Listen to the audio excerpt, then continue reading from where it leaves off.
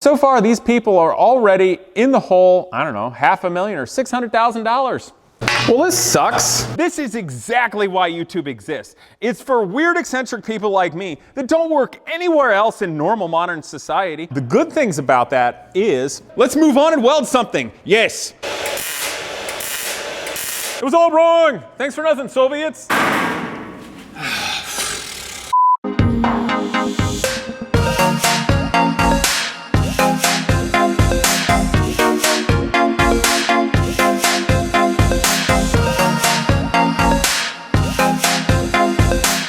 What's up, people? Today we're going over the King Zero V12 supercar.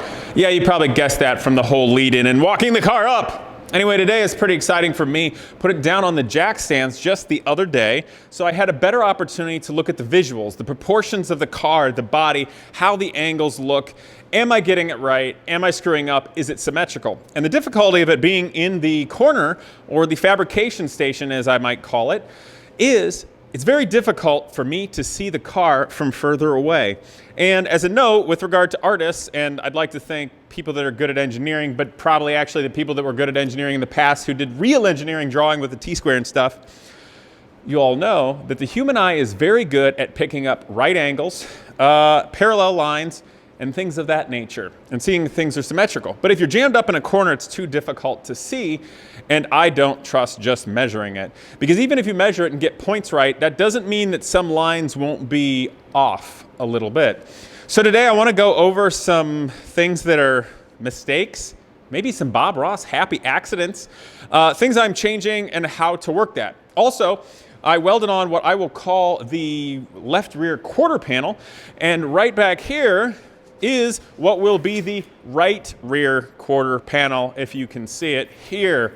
So we're going to try weld this on, and you're going to see how it goes. Also, we're going to see what goes well and what goes badly. And then lastly, for all of you that watched the fencing video this past Wednesday, which was prompted by me making a mention of how swordsmithing is like coach building and then fencing is like race car driving. Very true. And in many ways, building this King Zero and coach building out of steel feels very much like a modern equivalent of swordsmithing. And of course, I like fencing and fencing history. And then Doug McLaren, spelled the same way as McLaren, but no relation, came down, an instructor, and we fenced and did some history there. And I have learned a lot of interesting things since then from fans around the world that have told me, specifically in Germany. Now this you got to hear about. I know this is off topic, but I don't care. It's really cool. And I'm bringing it up because basically Americans are a bunch of freaking nowadays. Honestly, is there anything worse than participation trophies? Like, literally, if you want to raise a child to be a worthless little loser in the future, give them a participation trophy. Yay! Aren't they cute? Okay, but I digress. So what I learned about in fencing, now, years ago, a friend of mine, Gerald Freeman, who is a fine artist, oil paintings, acrylic, etc., of beautiful historic things. He was a child outside of London during World War II and has crazy stories of hearing the bombing in London and his mom making him sleep under the oak dining table and going out in the fields after the Battle of Britain and finding shells that rained from the sky from fighter planes. Anyway, so Gerald told me back in the day when he knew I fenced that there are people in Europe, and he always had a funny attitude about him. It was a funny sense of humor. And he said there were people in Europe, they were part of fencing clubs, that it was a sign of valor or cool factor that if you had a scar on your face because you had the cojones to actually have a bout with real blades. I thought that was kind of cool, as does any over-the-top ballsy young man. However, and Gerald never told me the whole story, I have learned more of the whole story since that video, and I can't say a lot because the fraternities are quite secret, but they still exist in Europe, where men will have a fighting bout with actual blades, and they will wear chainmail and gear from the neck down, nothing on their head with the exception of steel goggles. And it can be so bloody for flat cuts to the head if you get hit that generally speaking the participants will bring a doctor to sew you up during the time. Of course, this was more prevalent during the 1800s and early 1900s, but it still exists. And it's been said that Carl Benz, and you'll know that last name for a reason, as well as Ferdinand Porsche may have been part of said clubs, which is interesting because of exactly what my last name is. And if I make one slight dark humor joke, My last name is the German equivalent of if somebody's a French person's last name was coup d'etat. And it's kind of annoying when my last name gets most well known from idiots trying to overthrow a government somewhere in the world and then failing at it. So stop sucking. Okay, that's my dark humor. I'll probably have to edit that because now the internet will lose its mind. Dear internet, these are jokes. Calm down. I know history is scary to you. So I tell you what, let's move on and weld something. Yes.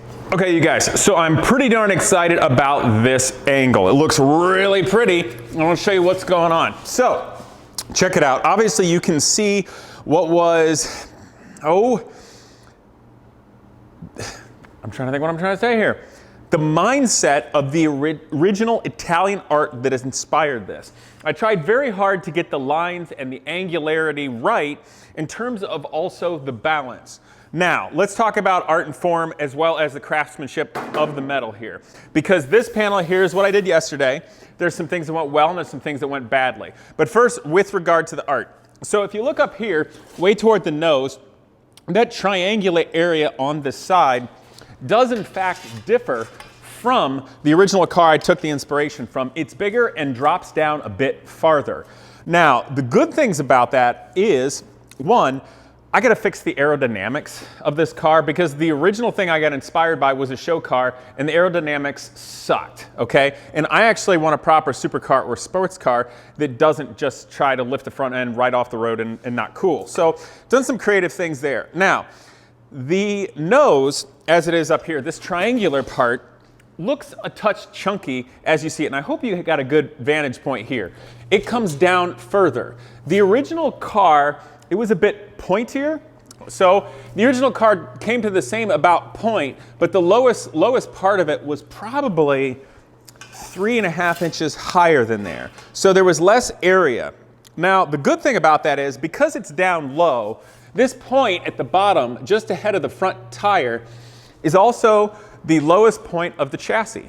So when I go to put on a big carbon fiber splitter on it and then change some air dam on it to direct the air the way I need to, and so I don't get front end lift at the initial point where it hits the air, shall we say, I need to do that. So it's a difficulty now because I was inspired so much by the old art.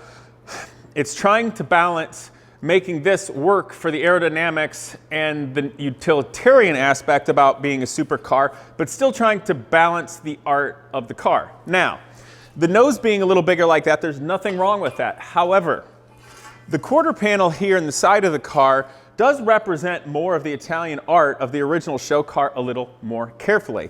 And as you may notice, that really pretty style of Italian that I remember especially in the Alfa Romeo Disco Volante, the side, instead of coming straight down all the way to the bottom, it curves inward. It gets undercut, which is very beautiful. It's like a very nice trimmed waist, but I digress and we shouldn't go this direction. Even though my channel is mostly dudes and you guys mostly probably know what I'm talking about. Let's move on. So, the other difficulty about that is that doesn't help aerodynamics much either. So there's probably going to have to be some sort of plane down here as you see in numerous race cars that come out. And I'm going to have to execute that in a way that looks good. So it'll probably be an extension of the chassis area that comes out. So it does not screw with the beautiful metalwork on the side that gives you that nice svelte, athletic, maybe a touch feminine look and shape to it. The other aspect that's weird is the aerodynamics here with regard to the front tire. I am going to do a bit of a triangular deflection type thing here, but I have to do it in an interesting way that balances how it moves the air around as well as accents the art of the car.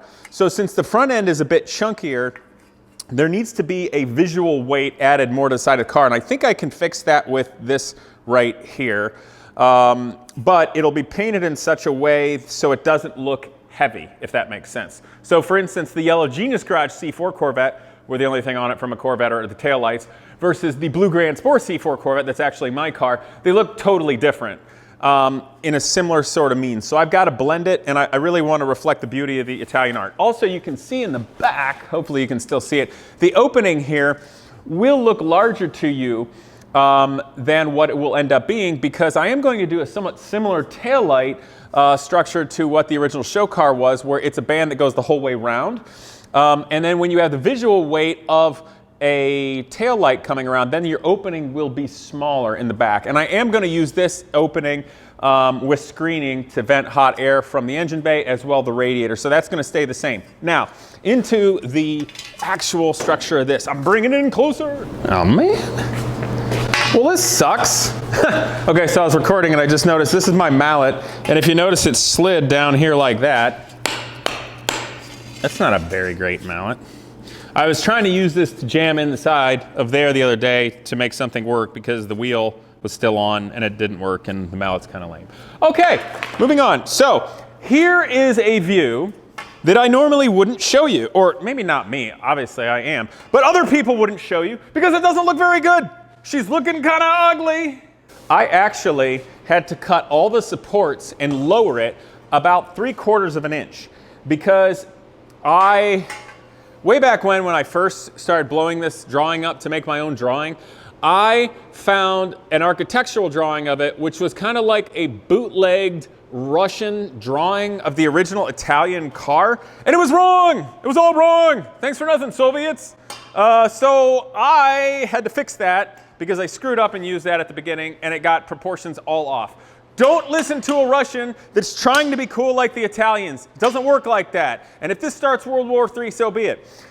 I had to fix that, which also could be jokes. I really should stop talking about the world and history.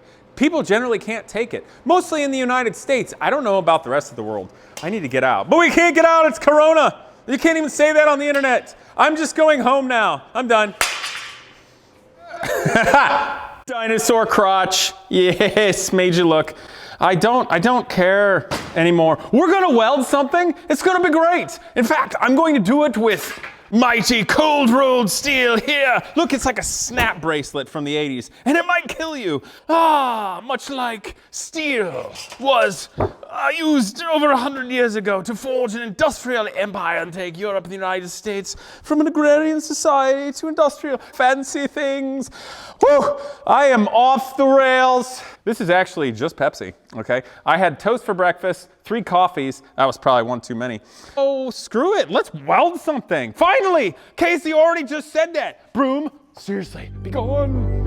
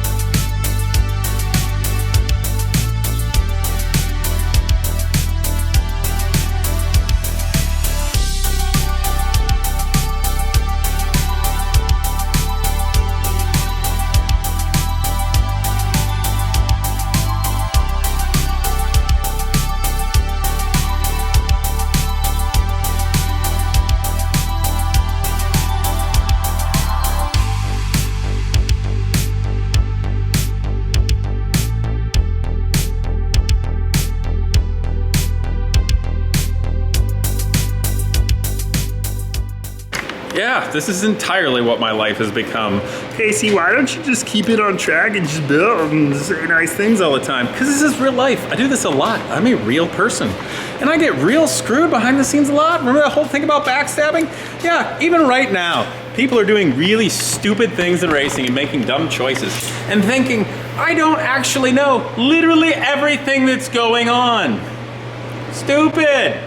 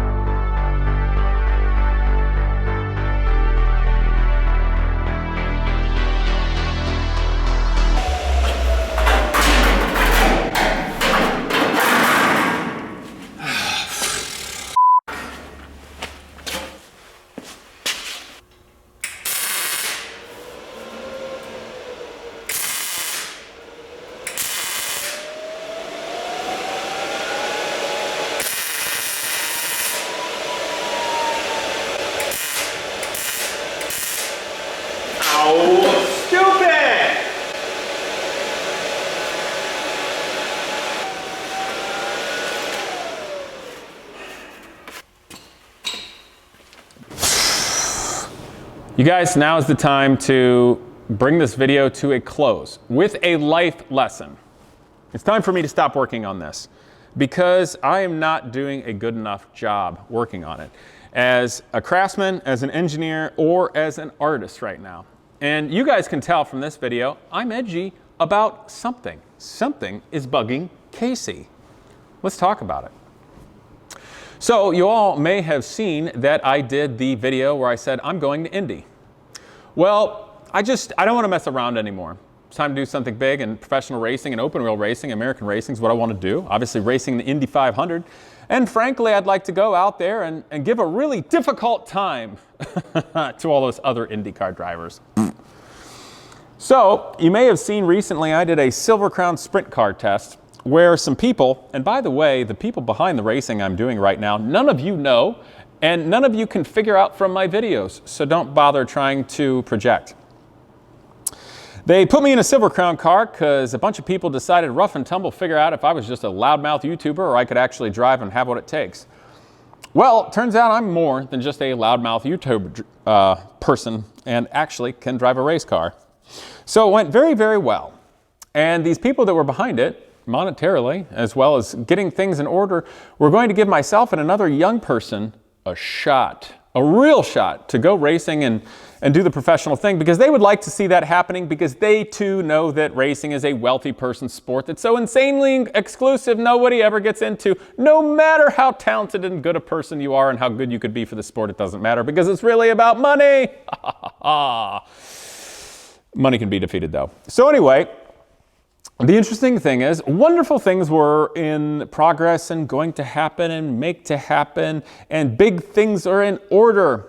Problem is, some new people came into the fold and started blowing in these people's ear, as you say. And I've heard that these poor people now, who are actually nice people, and by the way, let me back up. These nice people, I overheard them say to the other driver and that driver's father, you know, we're going to do the best we can, but we're going to make some mistakes along the way, but we're going to correct and we're going to keep going. And you know what? That's a very honest and real thing to say.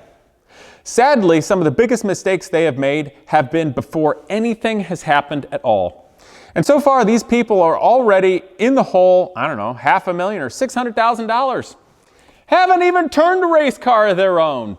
Not been in any races, no publicity, nothing happened whatsoever, and are completely overwhelmed by the logistics of it. Sounds like a big fail to me, because even though that's not that much money in racing, for that amount of money, or a small fraction thereof, I and this other driver, and frankly probably one or two other ones, we could already be out winning races and making tons of publicity for sponsors and all the general business things that make it happen. So instead of that, nothing is going on. And it's a complete mess. Because they listened to people that were blowing in their ear. Well done. Well done.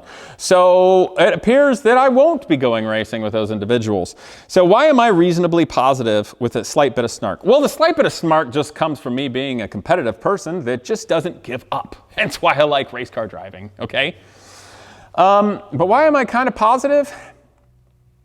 I really don't mind.